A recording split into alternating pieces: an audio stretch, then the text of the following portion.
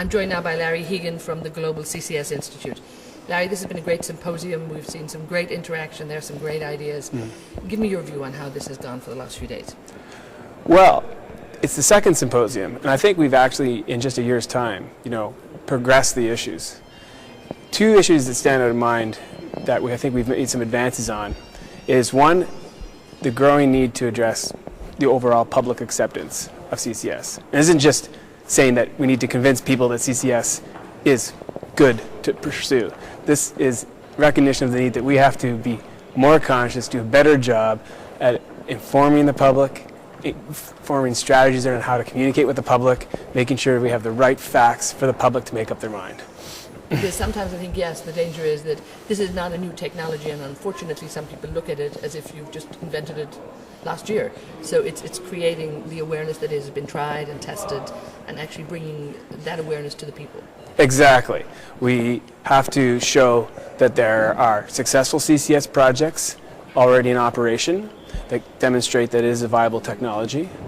We have to show that not only is it viable from perspective of helping to reduce greenhouse gas emissions, but that we have actual scientifically backed evidence that shows that the CO2 is staying underground as hoped for, and that we have the technologies to continue to assess and verify over time that the CO2 is staying underground, is not leaking back into the atmosphere.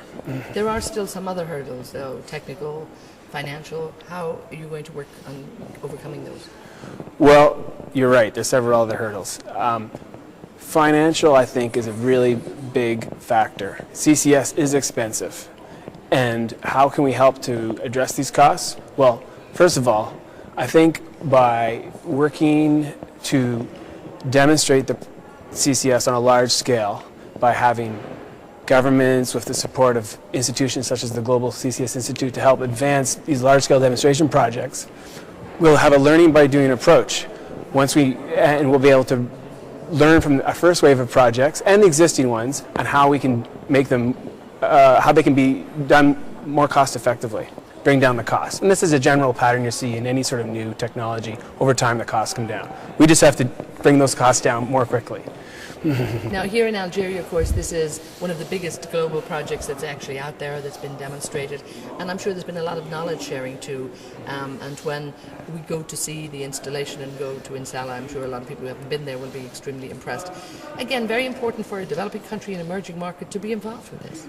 Oh, it's very important. I mean, you look at where the emissions around the world have to be reduced, and it's not limited to any one particular group of countries. When it comes to CCS, and you look at where it's needed to reduce emissions, it's just the same.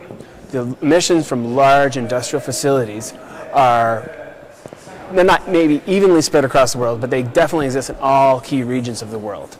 And the project here in Insala is a really good example of how CCS has progressed in a region like North Africa, where they have a very important industry of the country, but at the same time they've been proactive and they've been able to address the associated problems with the greenhouse gas emissions of that industry. Now, looking ahead to Cancun COP16, I'm sure you're actually getting busy in terms of having a position on that. Yes.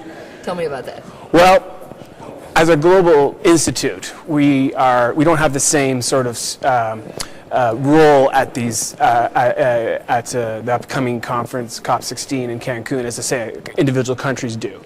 But what we are hoping to do is, through our knowledge products that we develop, through our coordination that we do with other institutes and with countries, and in terms of our facilitating discussion between countries and between industries and countries, we're hoping to inform the overall debate that will lead into Cancun, so that when all the people that go to Cancun, particularly the people who sit around the table who have a role and actually and a responsibility for coming to an agreement, that they are informed with the right facts and the right messages for them to deliver.